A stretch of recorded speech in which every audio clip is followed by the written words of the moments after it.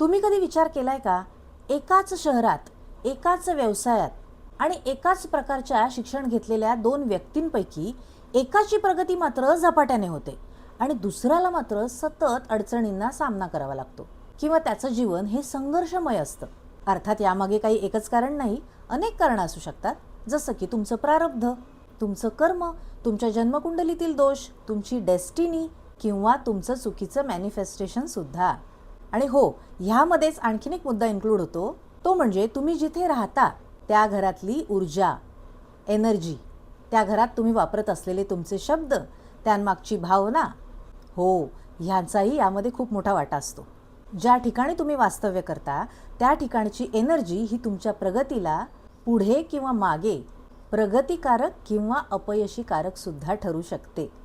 वास्तुशास्त्र म्हणतं की तुमचं घर म्हणजे काही सिमेंट, विटा यांनी बांधलेलं एखादं स्ट्रक्चर नाही, तर ते तुमच्या विचारांचं, तुमच्या ऊर्जेचं म्हणजेच तुमच्या व्हायब्रेशन्सचं एक प्रकारे प्रतिबिंबच असतं. नमस्कार मित्रमैत्रिणींनो, Shri Swami Samarth. I am Snehali Rane, masters in Vedic astrology, tarot reader, vastu consultant, mind healer and life guide coach also. तुमचं माझ्या या हील विथ स्नेहाली चॅनलमध्ये मी सगळ्यांचं मनापासून स्वागत करते.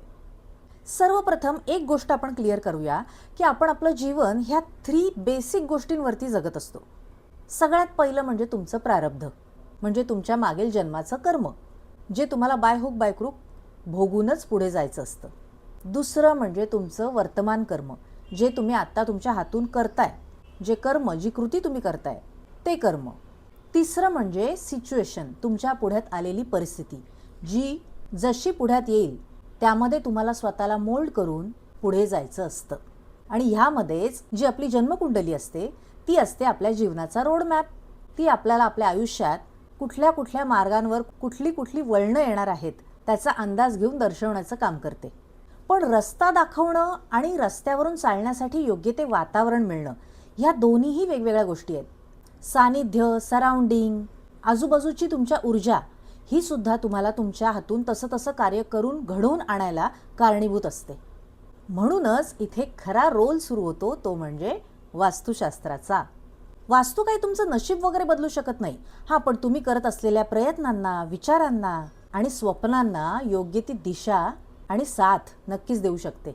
जशी सुपीक जमीन असेल तर तिथे बीज लवकर उगवतं, तसं जर सकारात्मक वास्तू असेल तर तिथे तुम्ही करत असलेल्या तुमच्या प्रयत्नांना त्वरित बळ मिळतं किंवा यश मिळतं मी म्हणेन.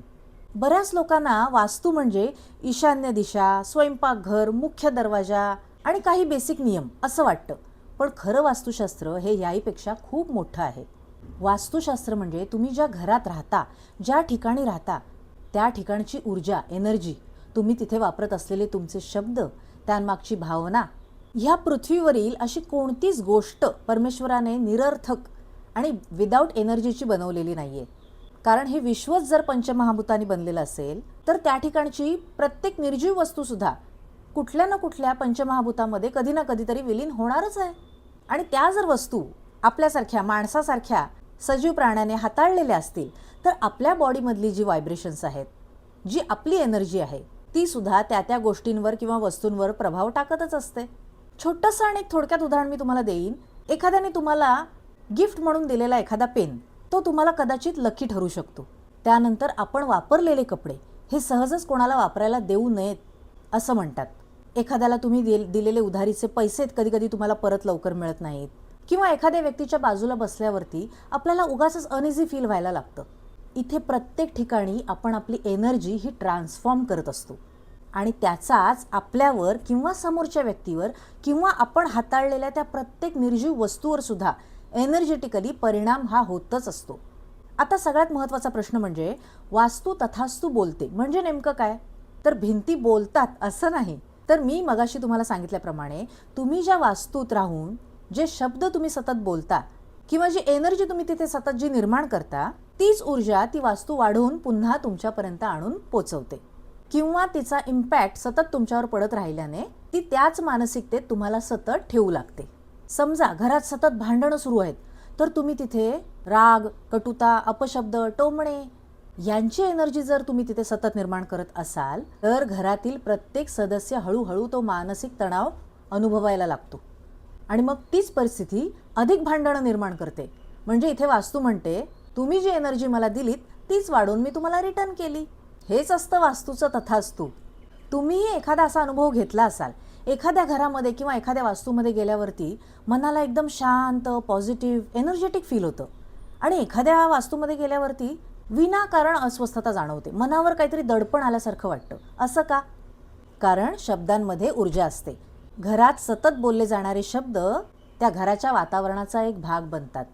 म्हणूनच पूर्वीच्या काळी आपल्या घरामध्ये रोज मंत्रपठण, स्तोत्र, आरती, पूजा यांना खूप महत्त्व दिलं गेलं होतं. कारण ह्यामागे फक्त काही धर्म नव्हता, तर ती सकारात्मक ध्वनी ऊर्जा निर्माण करण्याचा प्रयत्न होता. आता इथे एक सुंदर गोष्ट आपण आणखीन एक समजून घेऊया. जी व्यक्ती एका घरात राहते तिथे तिचीच एनर्जी त्या घरामध्ये निर्माण होत असते. पण जिथे 4-5 सदस्य आपले कुटुंबीय जेव्हा एकत्र राहतात तेव्हा तिथेच त्या सर्वांच्या ऊर्जेचं एक सामूहिक क्षेत्र तिथे निर्माण होतं. म्हणूनच त्या घरात सर्वांचं एकमेकांप्रती आदर असणं खूप महत्त्वाचं आहे. तेव्हाच तर ते घर किंवा कुटुंब लवकर प्रगती करतं असं मी म्हणेन. एकमेकांच्या यशामध्ये आनंद मानणारं घर आर्थिकदृष्ट्या सुद्धा लवकर स्टेबल होतं. तर सतत भांडणं, कटकटी, राग रुसवे आणि सततची टीका करणारं एकमेकांवरती असं जे घर आहे ते हळूहळू आपली सकारात्मकता गमावून तिथे वाईट एनर्जी निर्माण करतं. आता प्रश्न येतो त्या वास्तूमधील दिशा, रंग किंवा वस्तूसुद्धा कोणकोणत्या दिशेला कोणकोणत्या असाव्यात, त्यांचं महत्त्व काय, हे मी अगदी बेसिकरित्या तुम्हाला इथे समजून सांगते.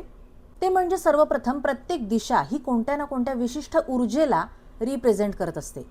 फॉर एक्झाम्पल पूर्व दिशा नवीन ऊर्जा, नवी सुरुवात, नवीन बदल, कन्सिस्टन्सी आणि नियमितता.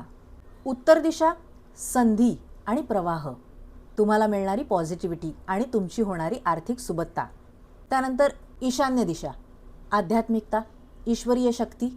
दक्षिण दिशा स्थिरता आणि जडत्व दर्शवते. पश्चिम दिशा अनुभव, इच्छापूर्ती, मेहनत, स्ट्रगल आणि तुमच्या कर्माप्रमाणे फळ. साधारण ह्या टाईप्सच्या एनर्जीज त्या दिशेने फ्लो होत असल्यामुळे आपल्याला त्या दिशेला त्या वस्तू योग्य दिशेत ठेवण्याचा सल्ला आपल्याला दिला जातो. ही काही मॅजिक किंवा जादू नाही, तर त्या ऊर्जेचं संतुलन राखण्याचा इथे प्रयत्न केलेला असतो. कारण आपण सगळेच घराबाहेर इतकी स्ट्रगल करून, मेहनत करून, प्रॅक्टिकली कष्ट करत असतो. पण घर ही एक अशी जागा आहे जिथे आपण स्वतःला अंतर्मनापासून रिलॅक्स सिच्युएशनमध्ये ठेवू शकतो. सो तिथली एनर्जी जर बॅलन्स असेल तर आपल्या कामाला सुद्धा गती मिळते. आता घराला नेमकी पॉझिटिव्ह ऊर्जा द्यायची कशी किंवा तिथे निर्माण करायची कशी, तर मी तुम्हाला सर्वप्रथम सांगेन त्यासाठी काहीही मोठमोठाले उपाय करायची गरज नाही. आधी basic to basic day to day लाईफमध्ये तुम्ही कोणत्या गोष्टी करून तुमच्या घरातल्या वास्तूमधून पॉझिटिव्ह रिझल्ट्स कसे काय मिळवू शकता ते बघूया. सगळ्यात पहिलं म्हणजे घर स्वच्छ ठेवा, कारण स्वच्छता तिथे लक्ष्मी. वरचेवर डस्टिंग करत चला, कारण दिवसेंदिवस ती डस्ट त्या वस्तूंवर राहिल्यामुळे तशीच नकारात्मक ऊर्जा आपल्या घरामध्ये वास्तव्य करायला लागते. सो डेली आपली घरातली स्वच्छता होणं हे खूप गरजेचं आहे.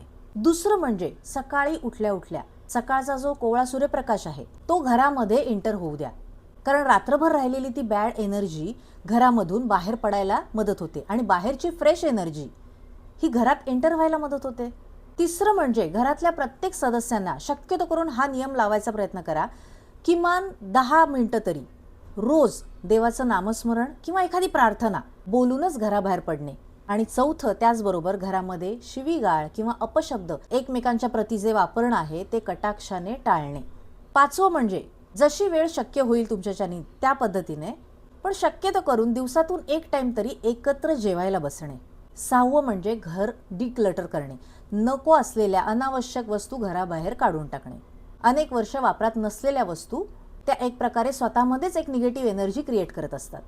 सातवं म्हणजे कृतज्ञतेची भावना एकमेकांप्रती ठेवणे. मित्रांनो, लक्षात ठेवा, घर म्हणजे काही फक्त 4 भिंती नसतात, ते आपल्या स्वप्नांचं मंदिर असतं. दिवसभराच्या धकाधकीच्या त्या धावपळीतून थोडासा स्वतःसाठी वेळ काढून विसावा शोधण्याचं किंवा घेण्याचं ते ठिकाण असतं, जिथे आपण शारीरिक आरामासोबत मनामध्ये नवनवीन विचार करून आपल्या प्रगतीच्या दिशेने जाण्यासाठी उभारी देणारे सतत व्हायब्रेशन्स निर्माण करत असतो. घर म्हणजे आपल्या मुलांच्या जडणघडणीची, भविष्याची पायाभरणी करण्याचं ठिकाण. ते आपल्या आनंद आणि दुःखाचं दोन्ही गोष्टींचं साक्षीदार असतं. जर आपण आपल्या वास्तूला प्रेम दिलं, तिची स्वच्छता राखली, तिला जर शाब्दिक आणि वैचारिक हे पॉझिटिव्ह वाइब्स दिले, तर ती सुद्धा आपल्याला आपल्या आयुष्यामध्ये शांतता, स्थैर्य आणि प्रगतीची ऊर्जा निर्माण करून देते.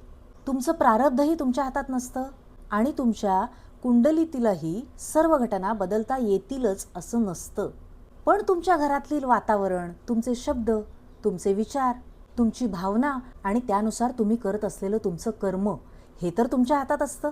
म्हणून लक्षात ठेवा, घर असावे घरासारखे, नको तर नुसत्या भिंती, तिथे असावा प्रेम जिव्हाळा, नको तर नुसती नाती. घराला एखाद्या मंदिरासारखं जपा, कारण प्रत्येक वास्तू काय म्हणत असते, तथास्तु. हा व्हिडिओ जर तुम्हाला आवडला असेल तर नक्की लाईक, शेअर, सबस्क्राईब करायला विसरू नका. भेटूया अशाच पुढच्या व्हिडिओजमध्ये. तोपर्यंत बाय.